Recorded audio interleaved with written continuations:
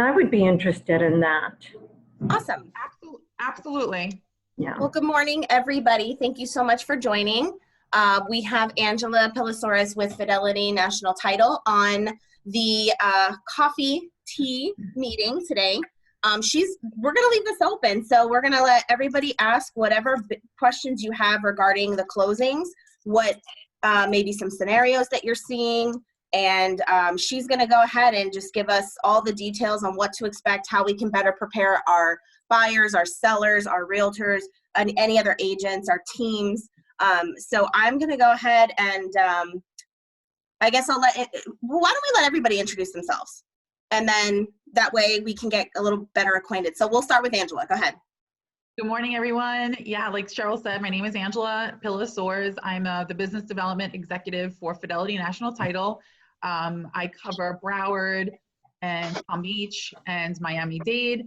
Our physical location is in Plantation, where my team is. They're not there right now. They're working remotely, like everybody else. And essentially, my job is to support our real estate community, whether that's real estate agents or lenders, just to support the community, make sure that we are giving you the best, the best information, the best resources, and closing your transactions all at the same time. So thanks for joining. I'm happy to be here. All right, we'll go ahead. Everybody knows me, Cheryl, you're with Community Lending. We have offices in Fort Myers and here on the East Coast. Our corporate office is located right in Sunrise, so we are a division of Hamilton Group Funding. We offer, obviously, a variety of loans. We are still actively doing loans, getting them closed in still ample time frames. So we're happy to help in any way we can. And this is why we're doing this video, is because we have an agent acceleration Facebook group, and we wanted to invite you all to it. But what we do is we're definitely offering content, offering some assistance and support, because this time is not easy, but we're all going through it together. So I'm going to go ahead and hand it off and let Tamara introduce herself. Hi, good morning, everyone. My name is Tamara. I'm with AIO Realty and Property Management. I'm the broker there, and we do mostly property management for investors. So we are constantly, looking for investment properties if anybody has them, and trying to close them and then rent them out. So thank you.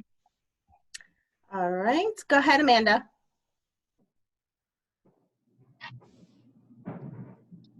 I didn't realize that I was muted on actual Zoom.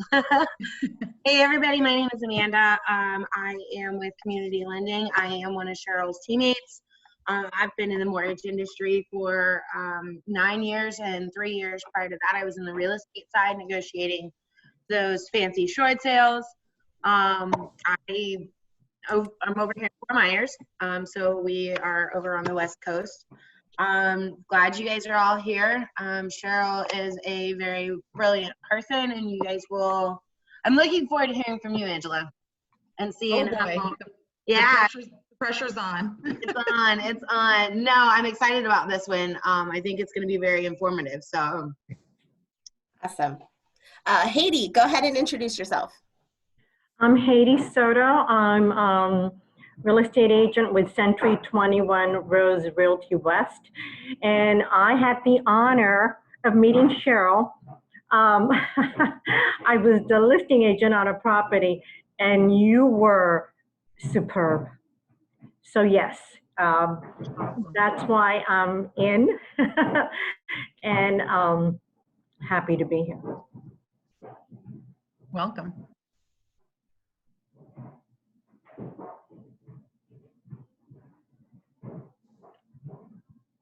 Yvonne, you want to go ahead and, yeah, there you go. Go ahead, Yvonne.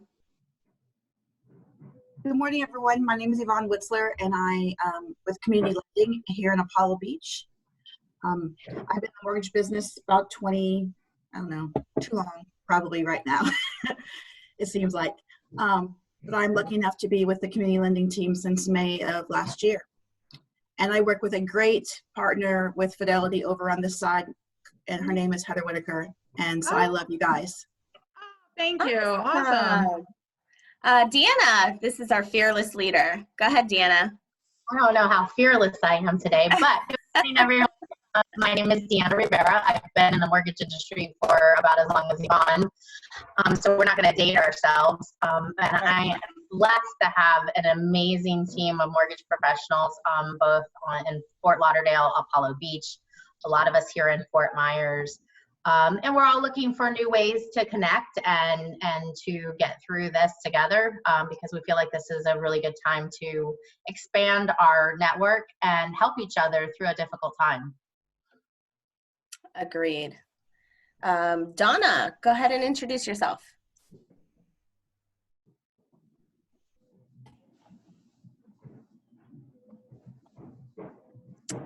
Donna, you gotta unmute yourself.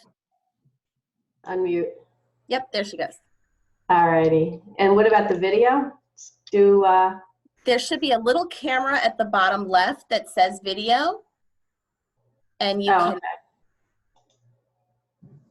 Oh, wait, it said stop video. Yep.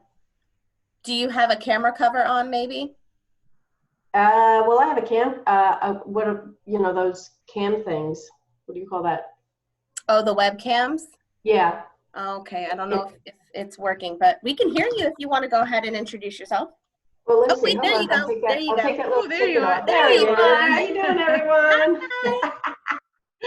Donna LaBrea here from Refinance. I've been with South Florida Realtors since 1997 when I was licensed, and Broward County was my hub, and then I moved up to Palm Beach County. So here I am in the West Palm Beach area, loving every minute of it, with Remax, Prestige, in Royal Palm Beach.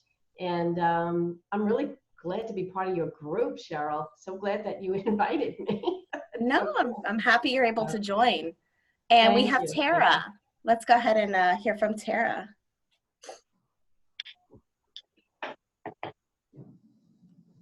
Tara, you want to unmute yourself? Is she the Galaxy? Yes. Okay. Hi there. There you are. Hi, I'm Tara. I've been with community lending for about 2 years now. I think it's 2 years. Been in the mortgage business since the 80s. And I'm happier with this company than I've been in a very, very long time. I'm thrilled to be with this group. Awesome. Well, thank you guys for all joining and introducing yourselves. It's good to see all your faces this morning. Angela, let's go ahead and is there anything specific you wanted to go ahead and do your disclaimer, obviously, and if you have anything you want to start off with, and then we'll just open it for just Q&As. I just want to tell you guys, just give you a little background on me. I know some of you joined a little later. I was a real estate attorney in New York for 12 plus years. I moved to South Florida 4 years ago. And I'm on the title side of things now. And obviously South Florida real estate transactions are very different from New York. But, I've seen a lot. And I've gone through 2008, and that was a different shift than this. And it obviously just looked very different.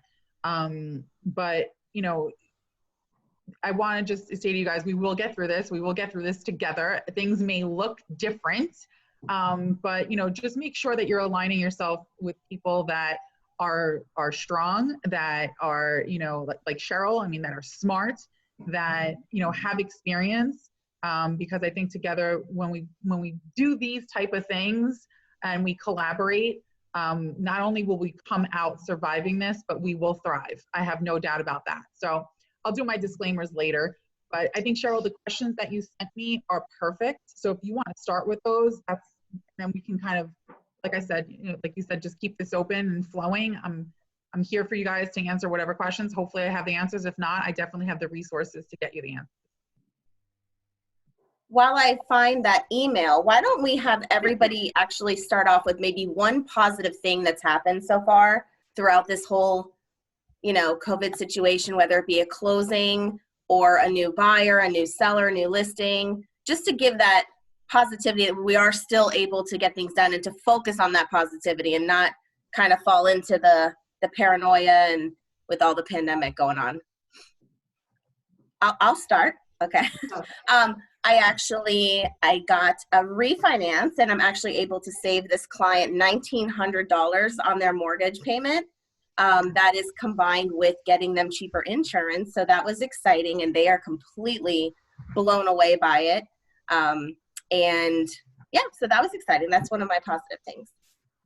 Angela, Yeah, Deanna. I'll go next.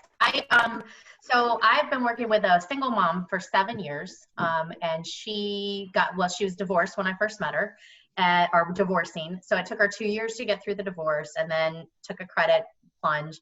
And she just went under contract 2 weeks ago on her forever home, and it's closing today in 2 weeks. And she's happy. I mean, she's so happy. We used a DPA program. We were the last one through the door with DPA. Wow. And she's coming to the table with $500, and she's super excited. So that was my win it was a really good one. That's a good one. Yeah. Yay. Tamara, you want to go next?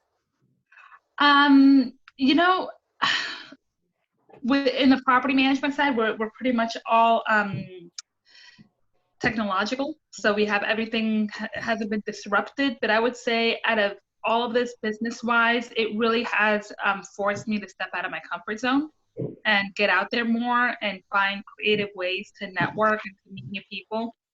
And I really think in the long run, that's going to be incredibly positive and, fruitful for my career. So that's what I would say this has forced me to do.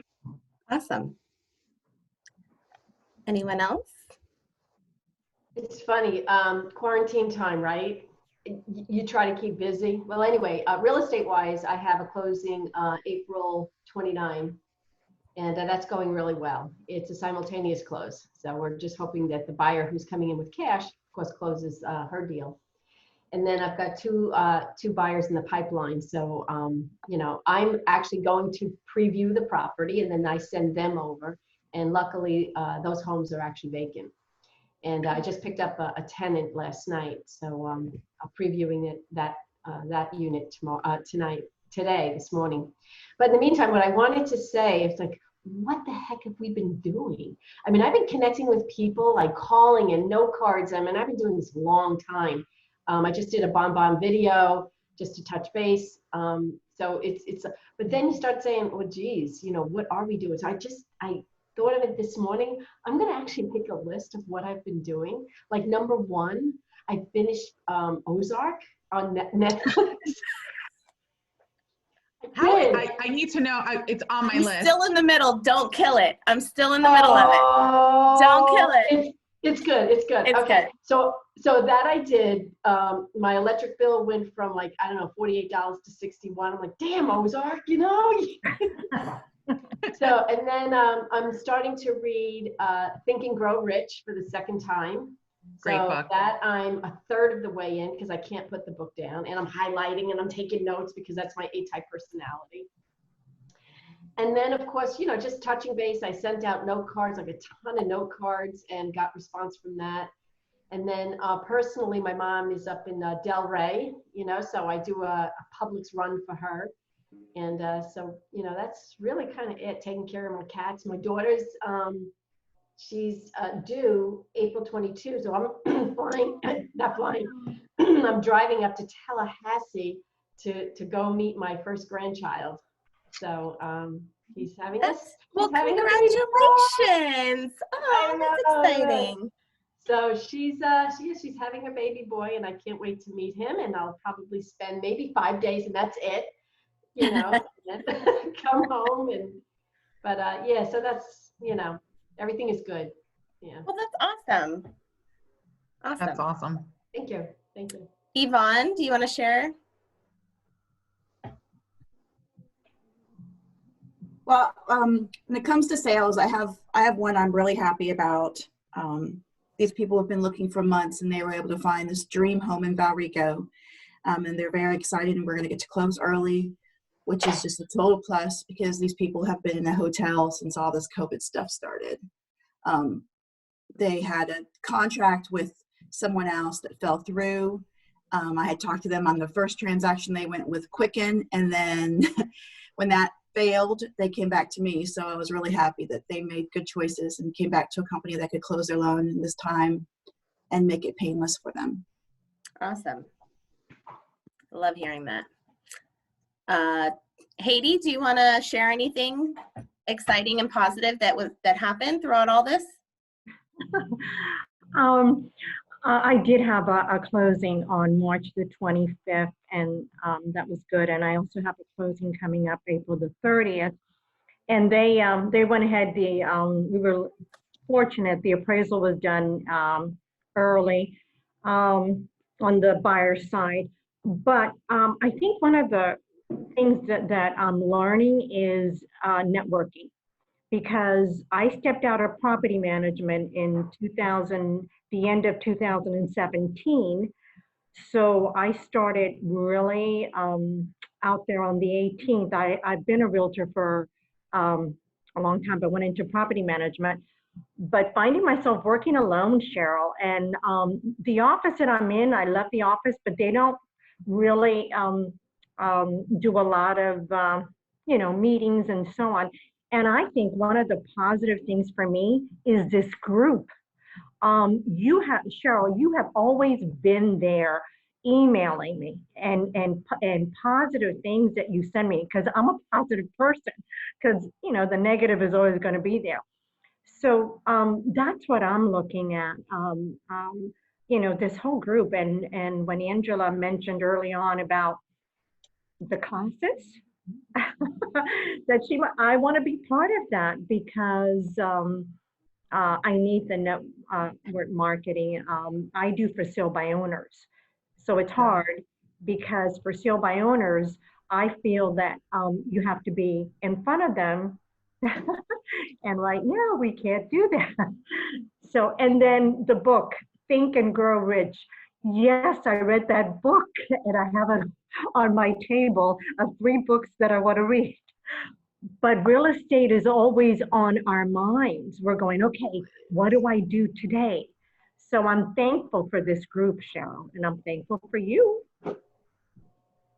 And we're thankful for you joining this group as well, and all your business that you give us. So we appreciate it.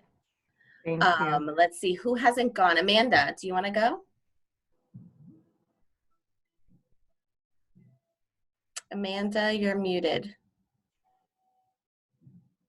There we go. There you go. I'm not used to muting myself on Zoom. I'm muted on my laptop. I think that overall, all of this is just kind of, every once in a while you get slapped with a little bit of humility, and I feel that that's necessary in life, just to make you a little bit more humble and feel blessed for the things that you actually do have. And I think that's where I'm at right now. I have a roof over my head. I have an amazing career that's still going fairly strong. I have some of the best colleagues in the world. I have an amazing family. I have amazing friends. I have realized that I'm not as much as an introvert as I'd like to be, or like to think I am. I'm very extroverted. But you count your blessings and work through it. And I think that's the biggest thing. I'm still closing loans, still getting, contracts in, still getting pre-approvals out. So I think that's all excellent success. But I think the biggest thing that I've learned and the most positive thing through this is how to be just a little bit more humble, because I'm a very, very blessed person. So, and I see it. So that's my thing. Awesome. Tara, do you want to hop on and share something? Oh, did she jump off? Oh, wait, Tara, we can't hear you. Hi there. There you go. I've been very impressed with our company. Talking about being blessed. Our entire company is working remotely from home, and we have really not experienced any issues with delays in closing because of that. I had a very strong March, and I expect to still be closing loans in April. So that's been very positive for me. I had some clients who, unfortunately, 2 days before closing, their closing fell apart, no fault of their own. It was an appraisal issue with the property, and they were living in a hotel because they had been transferred over here from Miami, and they found another home, and we started processing their loan right in the middle of all of the social isolation when the company was shutting down and we were going remote, and the loan closed in 3 weeks. So that was my big win, that myself and the company was able to come through for them. Mm-hmm. And they're in their home and they're very happy. Awesome. Seth is just joined us. So Seth, we're just sharing something positive that's happened this week, or even throughout this whole pandemic, just so we can stay on the positive side of things. And do you want to share anything exciting? Yeah, sure. So I'm new to the whole group. It's a great experience so far. But I had someone come in and they said they needed some cash. And I said, well, we need the cash. How refinance? I said, don't we all need cash, right? And we were able to eliminate all of their debt with the equity that was in their house. So it makes the pandemic a little bit more bearable. So it was just a great feeling to see that they're, except for the house, they're debt free. Wow. Awesome. Yep. Wow. That's exciting. That's going to be really helpful for them. Yep. Hopefully closing here in about another day or so, I think. Hopefully by Friday. That's the idea. Awesome. Awesome. Well, thank you guys for all sharing that information. I think that's going to give, we're going to record this meeting and share it on social media so others can not only listen to the great information that Angela is going to share with us, but also, the positivity, letting them know that there's still exciting things happening. There's still positive closings that are going on and taking place, and that we're still working hard to make sure that we help as many people as we can. So let's go ahead and start with some of the things that I wrote down. We can ask Angela, and we'll get started with that. And then if anyone has any questions, feel free to either put it in the chat or just raise your hand. There's a little reaction button at the bottom of the screen. You can raise the hand that way or just wave into the camera and I'll see you. So, okay, one of the things I heard about and I wanted for myself also to get clarification on was lien searches. Now, some people are stating lien searches are being delayed. They're maybe taking a little longer than normal. So tell us about what to expect when it comes to lien searches. Okay, so lien searches are definitely a case-by-case basis. Every municipality is operating a little bit differently. Most of them are shut down. Some have people working from home, some do not. So honestly, it changes. I don't want to say daily, but things are rapidly changing all the time, right? I'm sure in the mortgage industry, it's every second. Every time you turn on the news, something new is happening. So I would just say that lien searches are definitely a case-by-case basis, depending on the municipality. However, what we will do when we get a contract, we will order that lien search right away and get information from our search company as to what the ETA is, are they operating? But one of the solutions that we have found is that we actually, believe it or not, 90% of this information that we need to complete a lien search is online, depending again on the municipality. So what our branch does, what my branch manager does, she's been in the business 9 years or something like that. She will go on and she will dig for all the information that she can get online. So again, most of it is online. And then we also are accepting, let's say, a water bill from the seller themselves, right? So if they can show us and they can, print it offline or, print it from online, we are accepting that. And then we're gonna obviously make them sign an affidavit that says, this is true and accurate and holding everybody harmless and all of that. So we are getting, yes, there are delays. Yes, some are closed. It's all a case-by-case basis, but we are trying to find a workaround. And one of the other things that we have been successful with too is let's just say there is no information, right? We propose to the seller and to the buyer, everybody involved in the transaction, we can still close because, believe it or not, title insurance doesn't cover a lien search. I know that's kind of confusing to maybe some people, but we don't actually cover a lien search. So lien search is really only for information purposes. So from the title perspective, you know, we're not ensuring that, but it is obviously a service to our customers, and it's a service to both the buyer and the seller that we're providing. And we want to make sure when they leave that closing, they're taking the property free and clear of any lien, you know, any liens as far as like violations, things like that, right? So what we can do is propose to both parties. We will have the seller sign a hold harmless agreement saying that they are not aware of any, you know, outstanding liens, violations, anything like that within the municipality itself. Does that make sense? Yes. Now we do have some people from the West Coast of things. So now, as a title company, do they all use the same lien search companies, or would there be something different on the West Coast versus the East Coast? How does that work? So, I mean, every office is going to choose we're allowed to choose who we use as a third party to do that lien search, right? Okay. So there's so many different lien search companies. It's just kind of an avenue, you know, and we're able to choose which one we want to use. They're all doing the same thing. They're all going and getting that information from the municipality, directly from the municipality itself. So, you know, one may charge something different, one may have great service. So we use who we love and who we know is doing the right thing and giving us the best product and the best price for our customers. Okay. So it shouldn't look different on the West Coast versus the East Coast. It shouldn't look different. Okay. Okay. Does anyone have any questions about lien searches before we go to the next question? You guys can either just put it in the chat or just kind of wave your hand. Okay, Donna. Let me go ahead and unmute Donna. Go ahead, Donna. Hi, Angela. Hi. Quick question.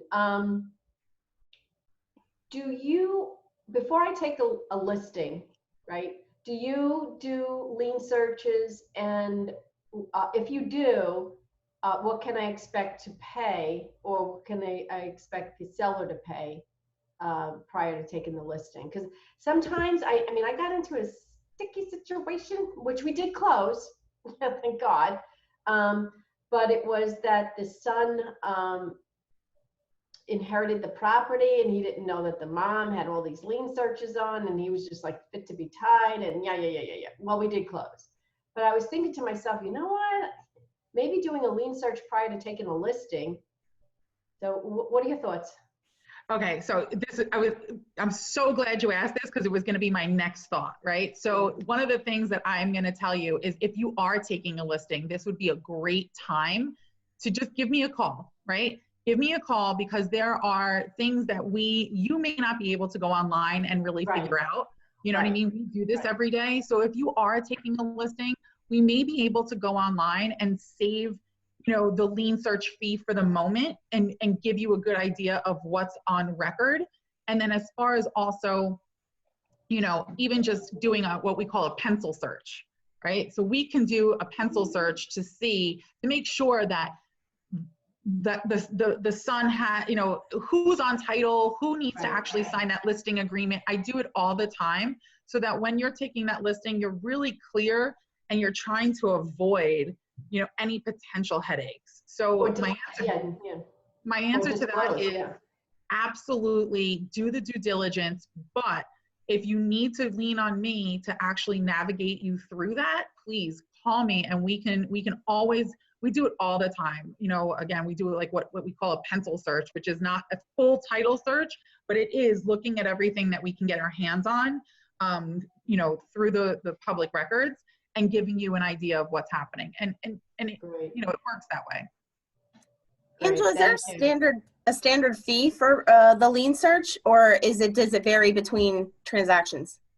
Okay, so every municipality has their own fee. So, you know, you could be in Pompano Beach and they charge $225. You might be in Miramar and they might charge $250. You could be maybe in Pembroke Pines and they'll charge $150. I'm making all of that up, but we don't charge like an extra fee. It's just simply what the municipality charges for them to complete the lien search.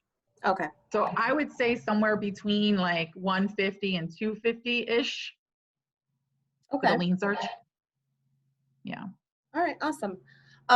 Did anyone else have any questions? Nope. Okay.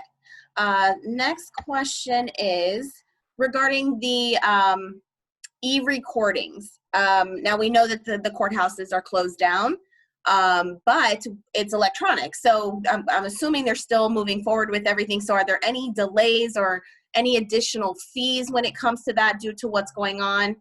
Because I'm assuming they're working from home. But what's the time frame we can expect the mortgages to be recorded, the deeds to be recorded? Any changes with that with the courts?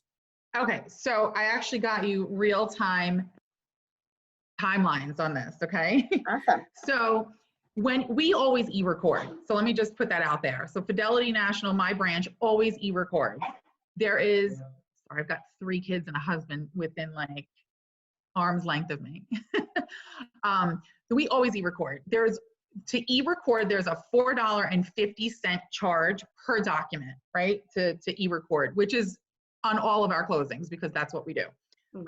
Right now in Broward County, there are absolutely no delays, and the timeline for recording is 30 minutes to 4 hours.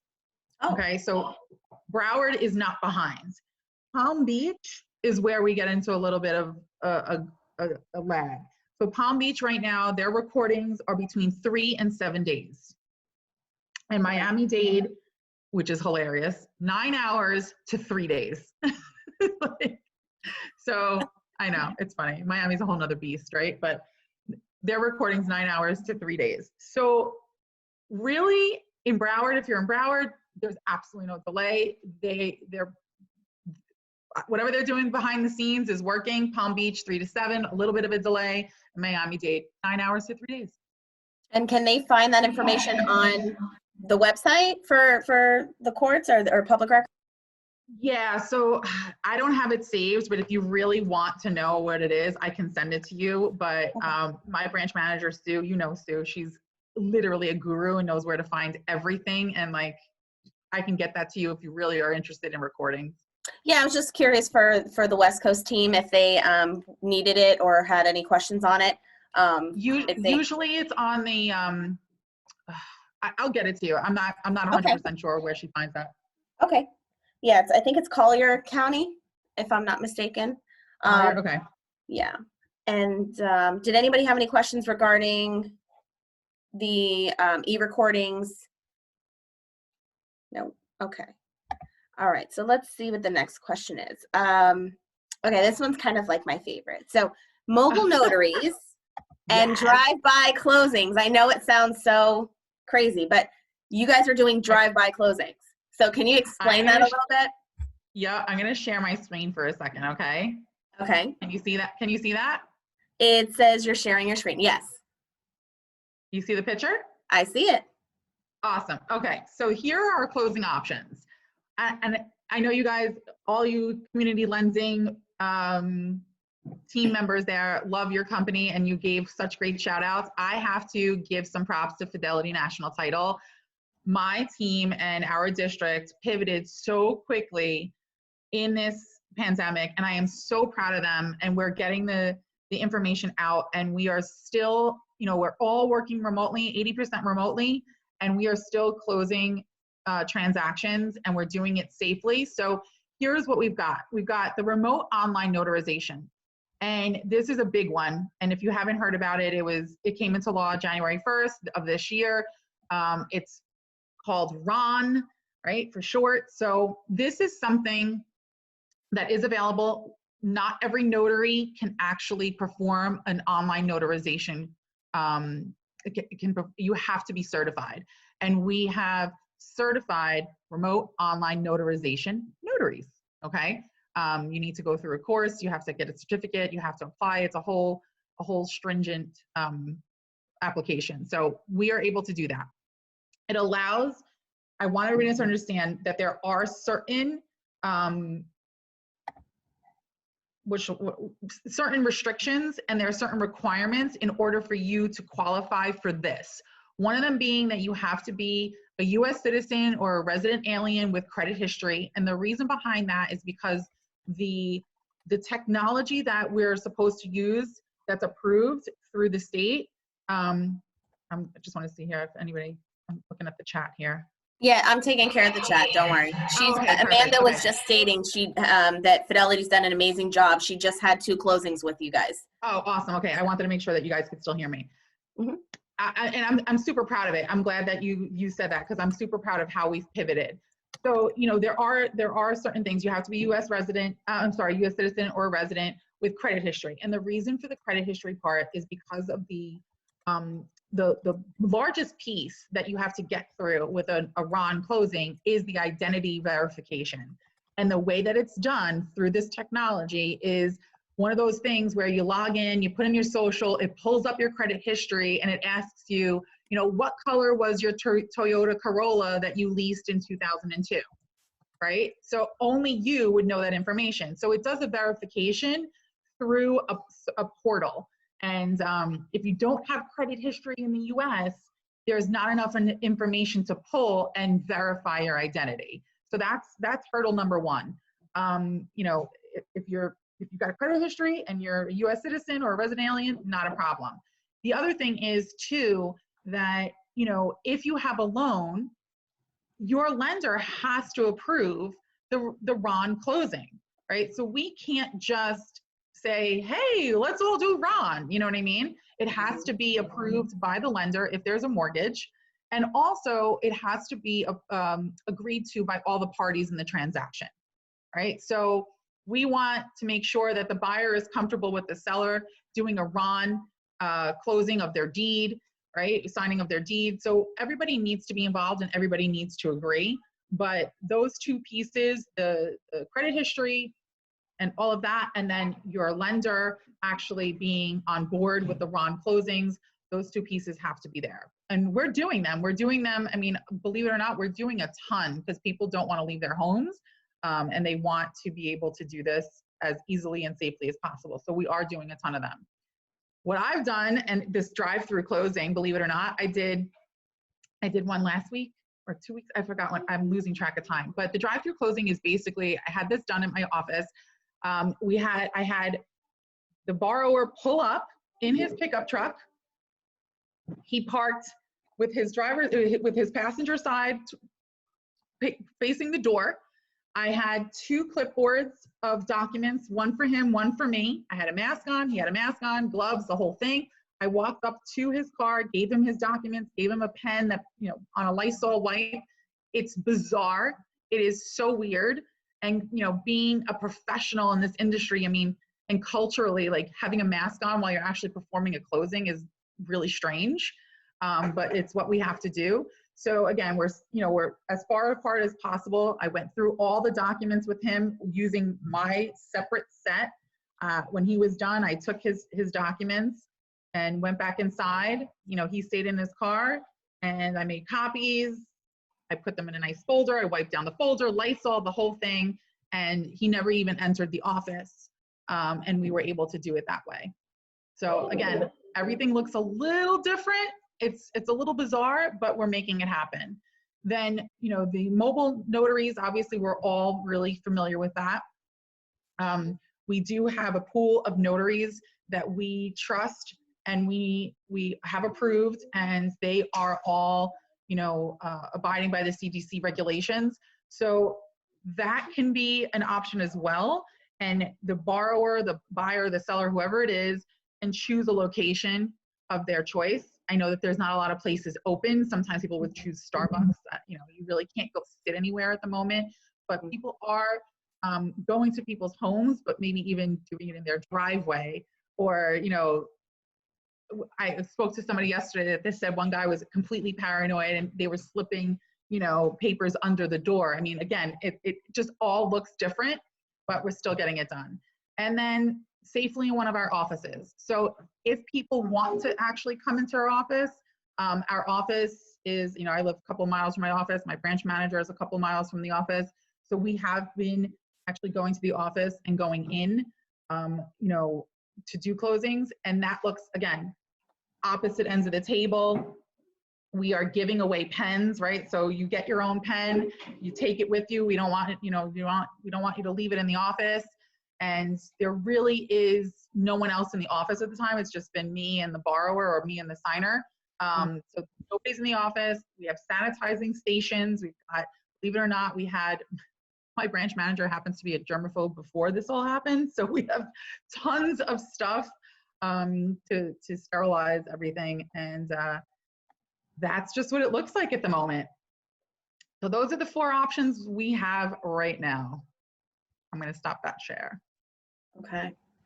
Yeah, I had a really bad experience with a buyer's title company. They wouldn't do anything going above and beyond to make sure that we got it taken care of and funded that day. I'm like, don't you have a drive up? And they're like, no. I'm like, oh, you don't have a drive up? So I don't know anyone that's doing drive up other than you. And I'm like, it's a no brainer, because sometimes the mobile notaries, they have so many that they're doing and they can't get the documents back till the next day. And then if we're working on a lock expiration or something like that, it just puts it in a pickle. And yeah, so you guys definitely do go above and beyond. So I really appreciate it. But I was really excited when I heard about the drive-through. I was like, that's awesome. And I closed my refinance with you, and she literally Lysoled the entire package. And that was weeks ago. Like that it was before we got locked down. Yeah.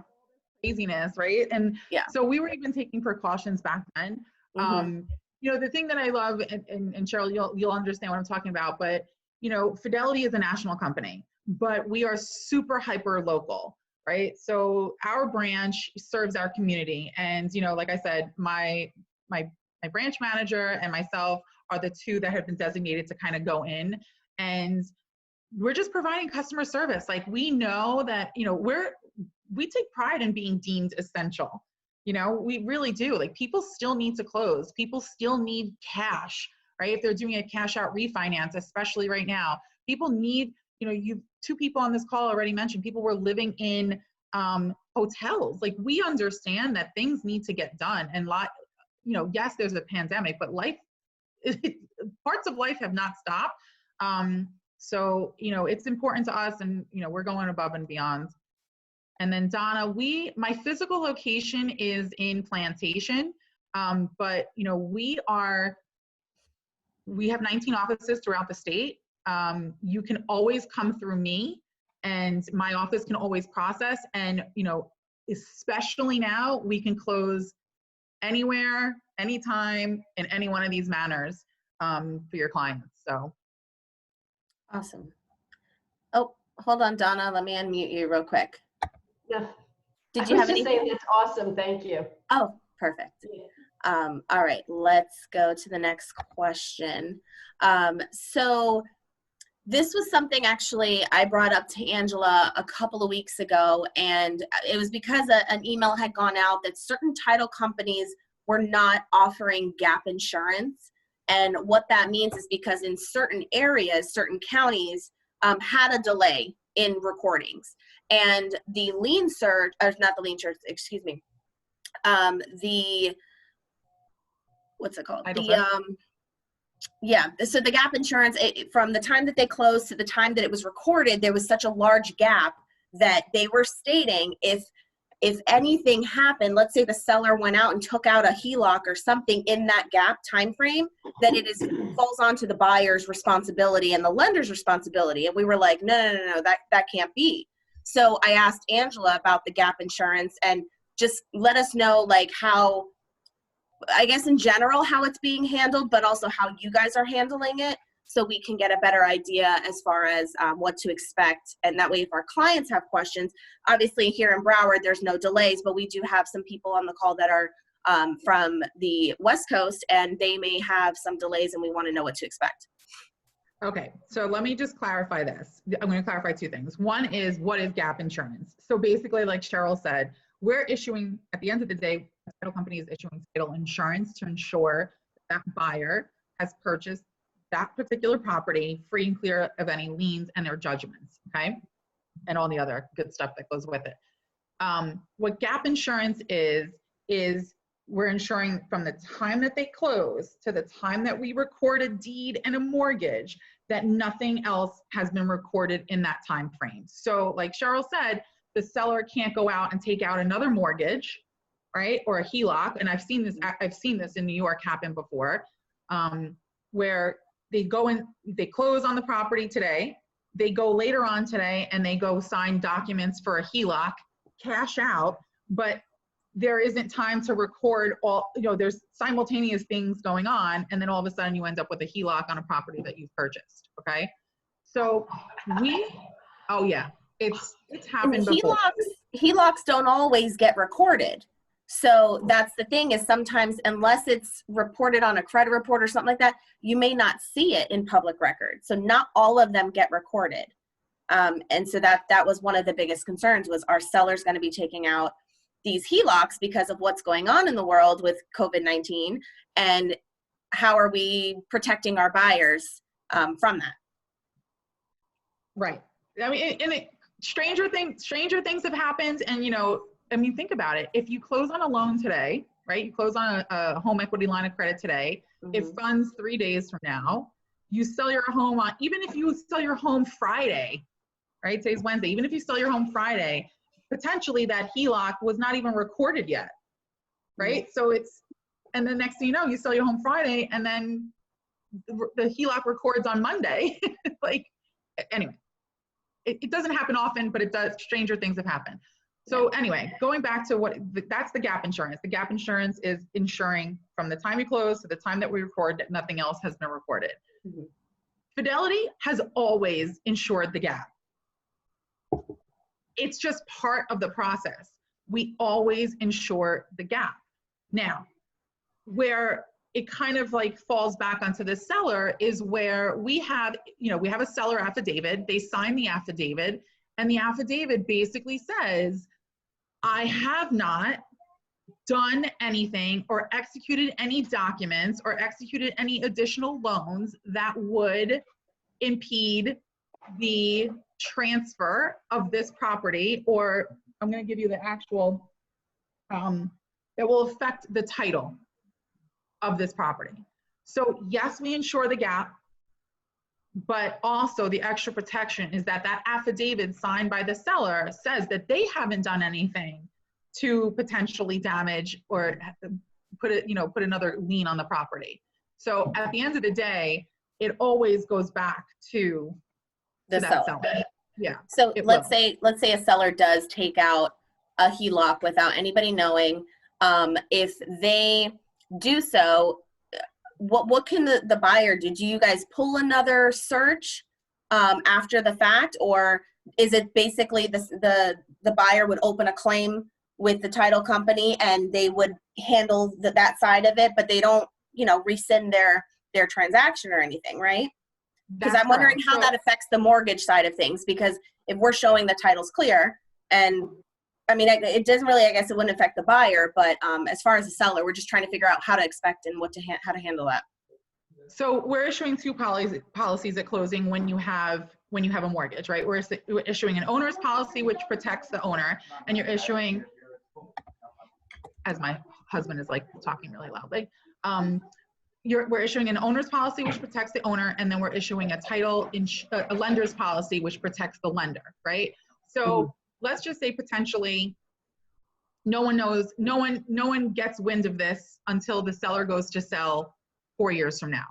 And all of a sudden they see that there is another mortgage from the previous seller, okay? Your title insurance policy will protect that. So just like you would with a Geico claim or Allstate or whatever, State Farm, you would put in a claim to the title insurer to then defend that action. So that's the whole point of title insurance. The whole point of title insurance is that you're protected if there's a defect in title. And then just like any other insurance policy, you would say, hey, Fidelity, look at this. You insured me.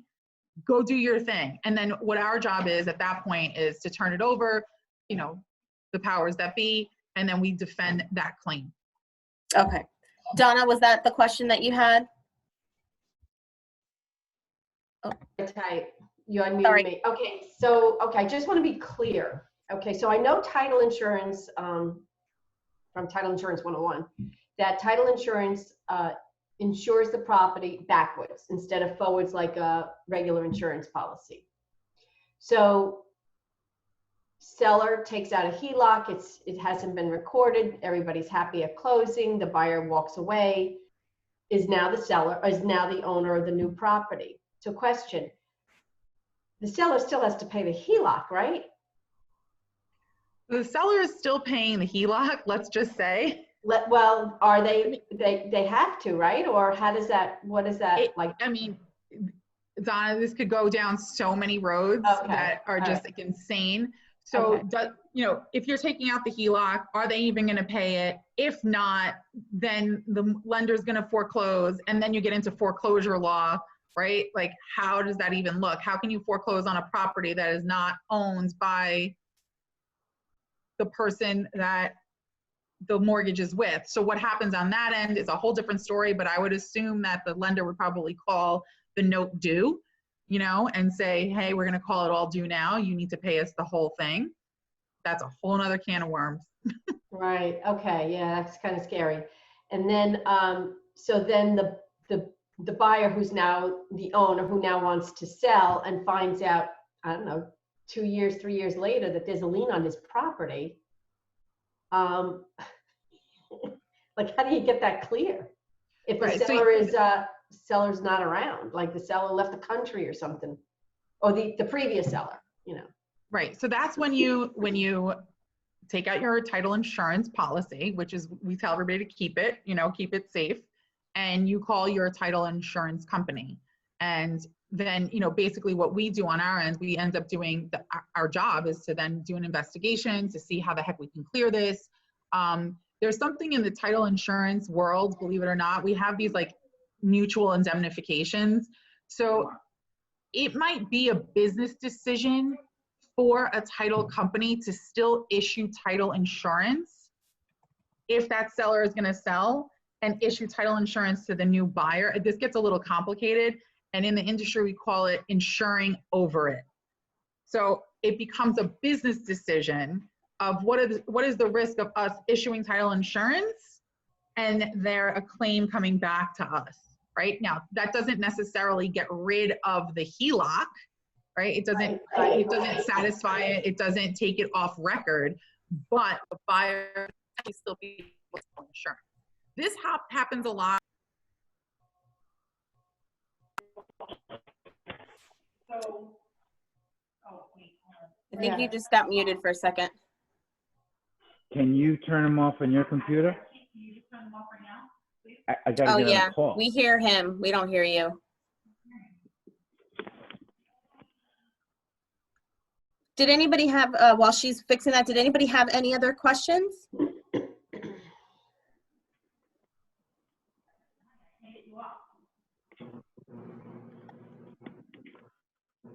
When she gets situated, I do.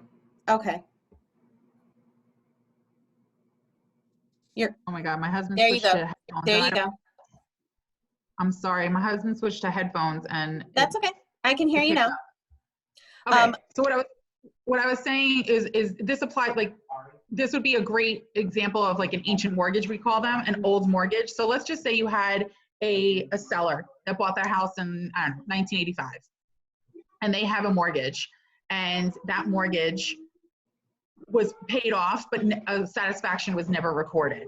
Now you can't find the lender because it's an old lender that went out of business, the whole thing.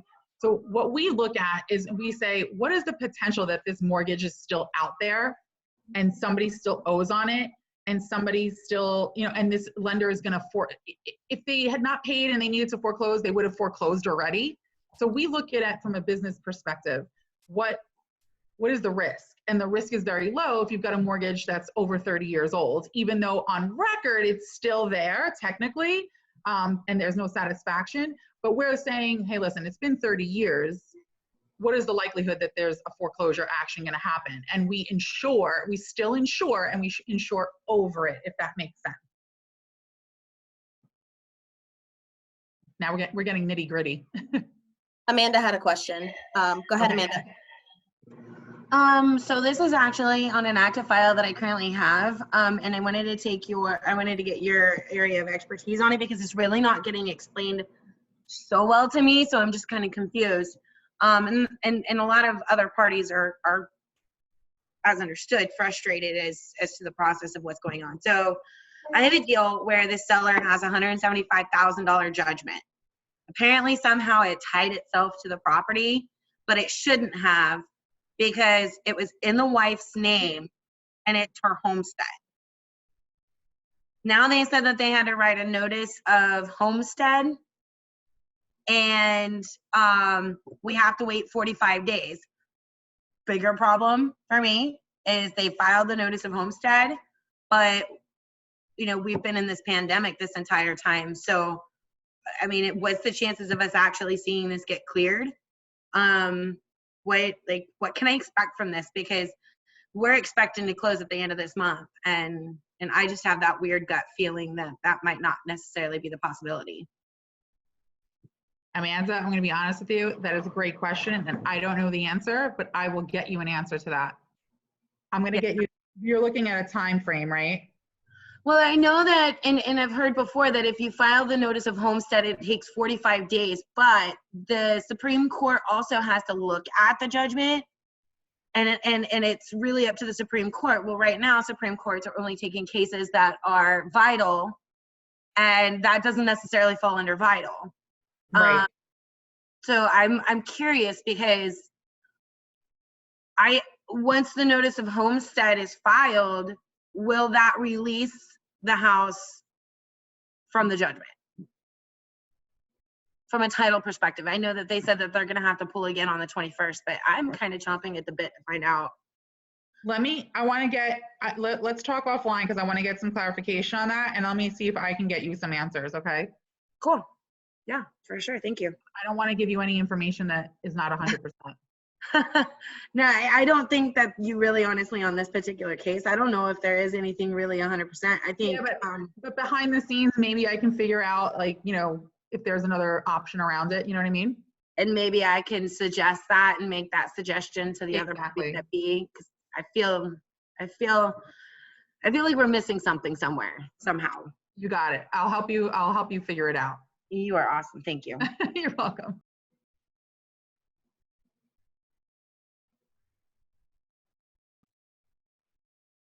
Wait, no, here we go. Yep, now I'm talking. Just stay on, Amanda, to the end. Angela's going to give out her contact shortly. And that way, if anyone has any additional questions after the call, we can transfer that over. So we only have 2 more questions left. And then if you guys want to have anything additional regarding specific scenarios, feel free to let us know. Okay, payoffs, questions regarding any check disbursements to insurance, or any creditors, things like that. Is there any type of delay? I know there's a lot of the delivery, and maybe there's delays with the mail. What can we expect as far as getting those payments out on time? Okay, so on our end, as far as getting payoffs, we haven't seen any delays, believe it or not. So that's a good thing. As far as getting payments out, I'm going to tell you that at Fidelity, our I guess disbursement of choice is by wire, right? We actually like to wire things. So we're wiring payoffs. We're going to wire, commissions to agents, and there's no additional fee for that. So we are not seeing any delays in any funding as far as, payments or commissions or anything like that. And as far as if there's a check involved, like I said, my branch manager lives about a mile from the office. She's going in once a day to make sure and disperse files accordingly. Okay. All right, awesome. And then, so a couple of the major, did anyone have any questions about that before I move on? Oh, okay. So I'm going to share my screen real quick because there's a couple of addendums that came out, and I wanted to, let's see if we can do this, and we can go over those addendums. So there we go. You guys don't need to see my emails. Let me just open this up.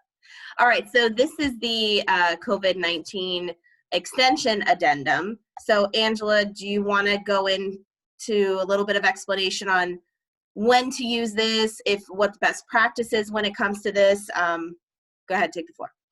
Okay, so I'm going to give you my disclaimer. I'm not an attorney here in Florida. I'm not going to interpret this legally for you. I always defer to your broker for the real deal, okay? So I'm just going to give you a synopsis of what my understanding of this is.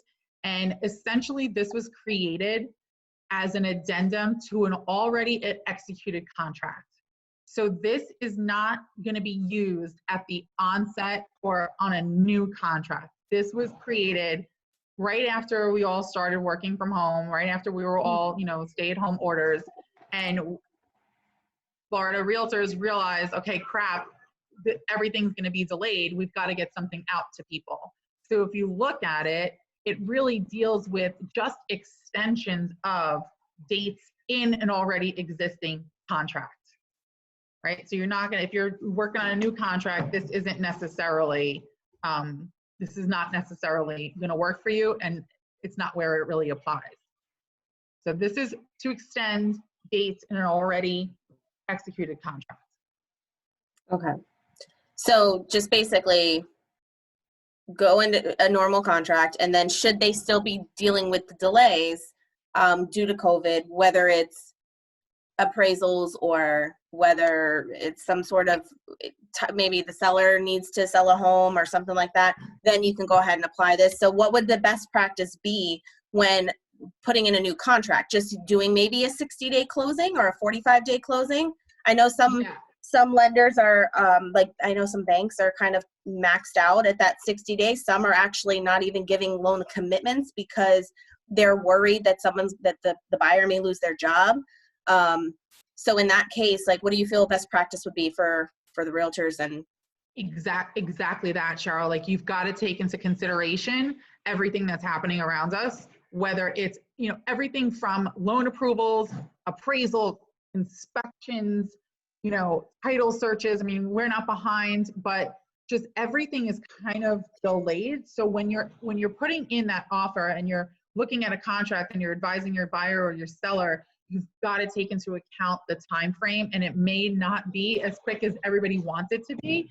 We're used to here in Florida, 30-day closings really quick, 21-day, 30-day, 45 days. Hearing 60 days is scary for people, but unfortunately, I think right now it's a reality. It's a reality that we kind of have to advise. You guys have to be advisors to your sellers and your buyers and give them the facts about what's going on, and that might be a longer period to close. Mm-hmm. Does anyone have any questions about this addendum? Okay. There's another one that just came out. This one is here. This is for the unseen. So now I'm hearing a lot about people going into contract on properties they have not physically seen yet, because we're told by the NAR that they're not allowed to go into any homes. You're not allowed to do showings or anything like that. So this addendum was drawn up, and you want to go over that a little bit?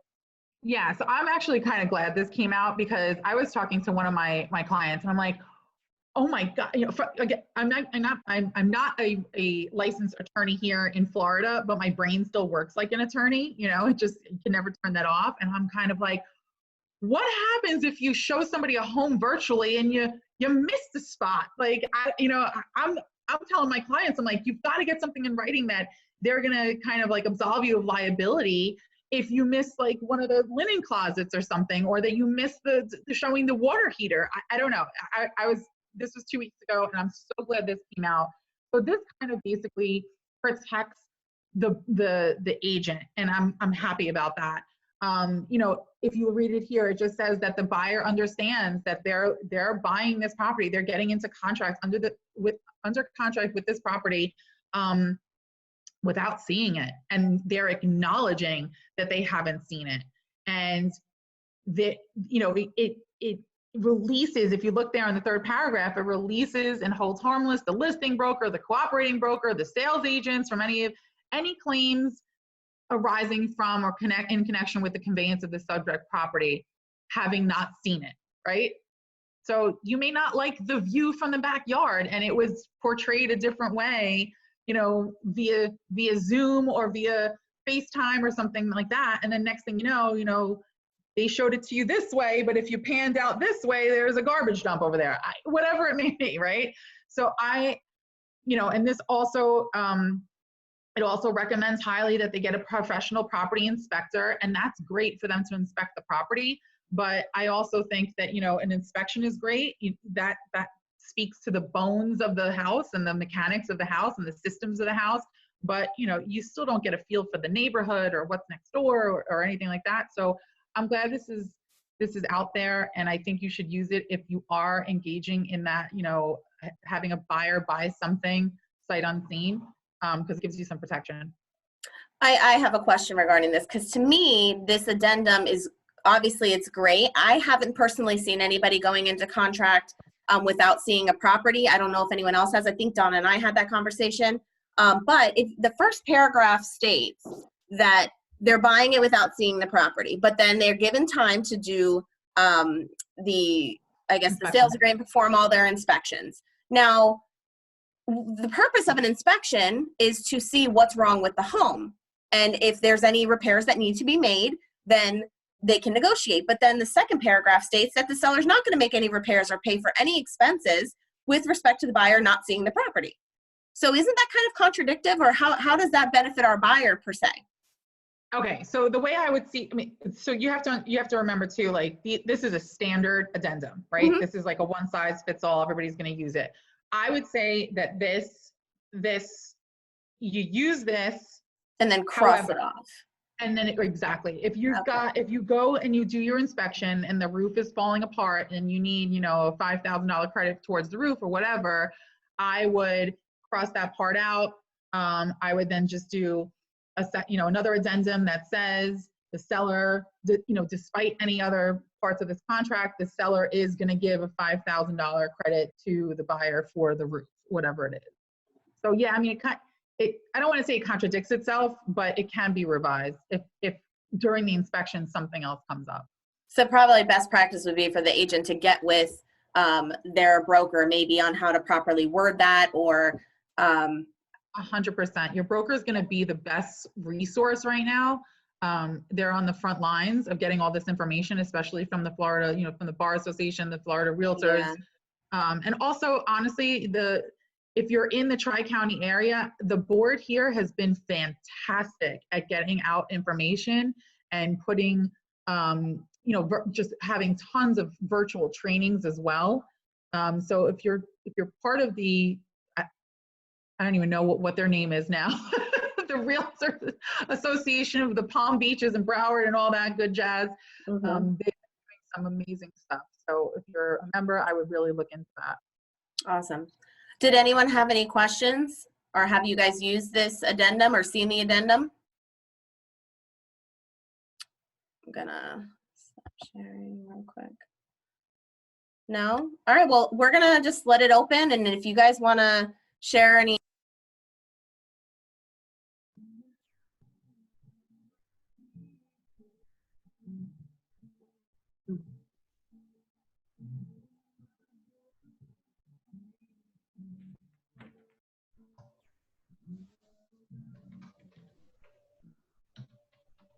Can't hear me. Nobody no, can hear there me. You are. I'm like, my computer does this all the time. So I'm unmuting everybody. If you guys have any questions, feel free to speak out and ask. But Angela, go ahead and give your contact. So if anybody has any questions or comes across these scenarios, they can reach you. Okay, so my email is really long, so I'm going to put it in the chat. And but my cell phone number is super easy, 954-290-4308. If you're too shy to call me, you can text me, you can send me a video message. I am on Facebook. I'm going to put my full name is actually right there underneath my picture there. Facebook, please friend me. I put lots of information there. And then on Instagram, I am the Title Pro. So I would love for you to share. I would love for you to follow me there as well. And then also I mentioned at the top of this call that, you know, I feel like everybody has spent the last couple of weeks kind of trying to figure out this whole stay at home, quarantine, whatever the heck you want to call it. And I have been feeling the overwhelm myself. And I created a 6-week accountability group. It's called Accountability with Angela. Snazzy, you know, really creative name there. And it is going to be a Facebook group, but we're going to have live calls every Tuesday at 10 a.m. for 6 weeks. And there is a specific curriculum that I'm going to go over to keep everybody kind of on track and accountable. So I will also, if you guys, I'll get your email addresses from Cheryl. And I told Cheryl too, the group is really focused on realtors. However, I think that everything that we're going to be covering is applicable to anybody that's in this industry. So if you lenders want to join as well, I'm happy to have you there as well for support. Awesome. And I really just want to say, guys, I really appreciate this. Cheryl, I so appreciate you for being so amazing. Thank you. I appreciate it. You're amazing. Everyone's amazing. No, I mean, I think it's important because there's so many changes. And right now with what's going on, it's literally changing a couple times a day. Hi. So, for an hour and 15 minutes. I know. Hey, it's perfect timing. But yeah, with everything changing a couple times a day, it's really hard to stay on top of everything, and especially in their side of things. They're coming up with probably more scenarios than we are on our side because we get it after the fact, you know, and through the process. But they may be able to identify these things up front and at least educate their investors and their home buyers and sellers so that they have a better. There's her baby. My kids are still sleeping. What? Oh yeah, my God. I know. It's class time. They got to get up. And the other thing too, just one last thing, guys, if you're running into any issues, scenarios, things that don't make sense, and you need help, even if it's not something that I'm handling, I don't care. Please call me, text me, just reach out to me. Like I said, if I don't have the answer, I'm not going to pretend that I have the answer, but I do definitely have the resources to get you an answer. So even if it's a quick text or a phone call to just say even hi, please reach out. I'm here for you guys, and it would be my honor. Awesome. Well, if you're not part of our Agent Acceleration group, this is where we're providing that content, providing additional value and anything that you guys may need to know about. So feel free to message me privately and we'll get you added to that Facebook group. And then Angela's going to send out some information. So if everyone's okay, I'll share. Where'd she go? She went away. She'll send the accountability thing over. So if everyone's okay, I'll share your contact with her. And awesome. Thank you everybody for joining. I appreciate it. Next Tuesday, we're going to have a meeting with a home inspector. So the home inspector, we're going to do a Q&A. And if you have any questions for the home inspector, they will be able to answer those questions as well. So feel free to join us. I'll send that out. Everyone have a great day and stay positive. Have a great day, everybody. Thank you guys. Stay safe. Bye. Bye. Bye.